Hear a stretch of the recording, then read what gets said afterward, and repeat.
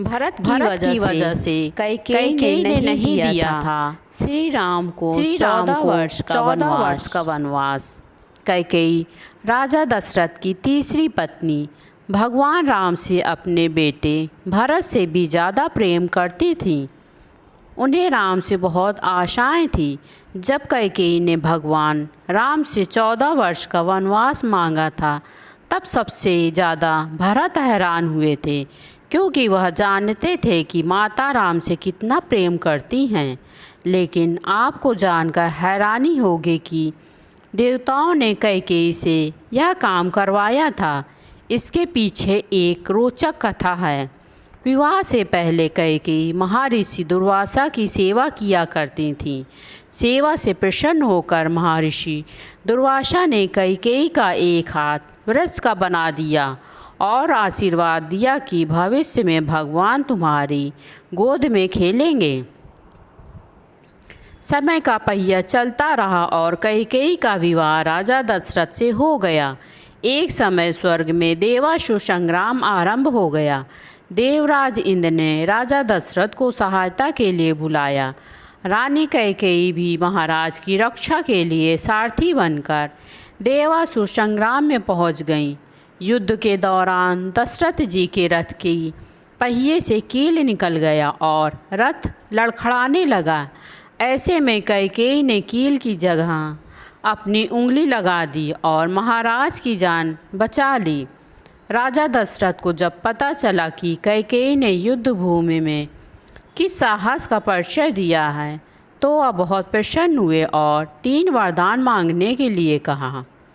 कैकेयी ने उसे समय प्रेमवश यह कह दिया था कि इसकी ज़रूरत नहीं है, अगर कभी ज़रूरत होगी तो मांग लूँगी। कैकेयी ने राजा दशरथ को इसी वरदान के जाल में फांस लिया और राम के लिए 14 वर्ष का वनवास मांग लिया। लेकिन 14 वर्ष के लिए वनवास क्यों मांगा, इसके पीछे कई राज हैं। कैकेयी ने 14 वर्ष का वनवास मांगकर यह समझाया है कि अगर व्यक्ति युवावस्था में 14 यानी 5 ज्ञानेंद्रियाँ कान, नाक, आँख, जीभ, त्वचा, 5 कामेंद्रियाँ वाक, पाणी, पाद, वायु, पस्त तथा मन, बुद्धि, चित्त और अहंकार को वनवास एकांत आत्मा के वश में रखेगा, तभी अपने अंदर के घमंड को और रावण को मार पाएगा। दूसरी बात यह थी कि रावण की आयु में केवल 14 वर्ष ही शेष थे। प्रश्न उठता है कि यह बात कैकेयी कैसे जानती थी। यह घटना घट तो रही थी अयोध्या में, लेकिन योजना देवलोक की थी। कोप भवन में कोप का नाटक हुआ। कैकेयी को राम पर भरोसा था, लेकिन दशरथ को नहीं था। इसलिए उन्होंने पुत्र मोह में अपने प्राण गंवा दिए और कैकेयी हर जगह बदनाम हो गई। सरस्वती ने मंथरा की मति में अपनी योजना डाल दी। उसने कैकेयी को वही सुनाया और समझाया और कहने को उकसाया जो सरस्वती करवाना चाहती थी। इसके सूत्रधार स्वयं श्री राम थे। उन्होंने ही यह योजना तैयार की थी कि माता कैकेयी यथार्थ जानती हैं। जो नारी युद्ध भूमि में दशरथ के प्राण बचाने के लिए अपना हाथ रथ के धूरे में लगा सकती है, वह रथ संचालन की कला में भी दक्ष है। वह राजनीति परिस्थितियों से अनजान कैसे रह सकती है। कैकेयी चाहती थी कि मेरे राम का पावन यश 14 भुवनों में फैल जाए, और यह बिना तप और बिना रावण वध के संभव नहीं था। कैकेयी जानती थी कि अगर राम अयोध्या के राजा बन जाते तो रावण का वध नहीं कर पाएंगे। इसके लिए वन में तप जरूरी था। कैकेयी चाहती थी कि राम केवल अयोध्या के ही सम्राट न बनकर रह जाएं, वह विश्व के समस्त प्राणियों के हृदय के सम्राट भी बने। उसके लिए राम को अपनी साधित शोधित इंद्रियों तथा अंतःकरण को तप के द्वारा तथार्थ सिद्ध करना होगा। देवलोक से बनाई गई इस योजना का केंद्र राक्षस का वध था।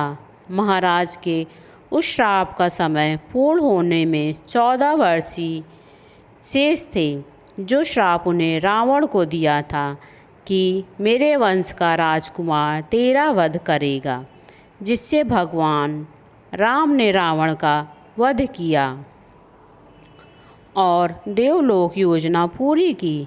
रामायण और महाभारत दोनों में ही 14 वर्ष वनवास की बात हुई है। रामायण में भगवान को 14 वर्ष का वनवास भोगना पड़ा था, जबकि महाभारत में पांडवों को 13 वर्ष का वनवास और 1 वर्ष का अज्ञातवास में गुजारना पड़ा था। दरअसल इसके पीछे ग्रह गोचर भी मानते हैं। उन दिनों मनुष्य की आयु आज के ज़माने से काफ़ी ज़्यादा होती थी, इसलिए ग्रहों की दशावधि भी ज़्यादा होती थी। शनि चालीसा में लिखा है, राज मिलत बन राम ही दीना, कैकेयी हूँ की मति हरि लीना। यानी शनि की दशा के कारण कैकेयी की मति मारी गई और भगवान राम को शनि के समयावधि में वन वन भटकना पड़ा और उसी समय रावण भी शनि की दशा आई और वह राम के हाथों मारा गया। यानी शनि ने अपनी दशा में एक को कीर्ति दिलाई तो दूसरे को मुक्ति। दोस्तों, आपको यह पौराणिक कथा कैसी लगी, प्लीज़ हमें कमेंट बॉक्स में ज़रूर बताएं। वीडियो को लाइक करें और ज़्यादा से ज़्यादा शेयर और सब्सक्राइब ज़रूर करें और ऐसी कथा आपके पास लाती रहूँगी। कथा सुनने के लिए बहुत बहुत धन्यवाद।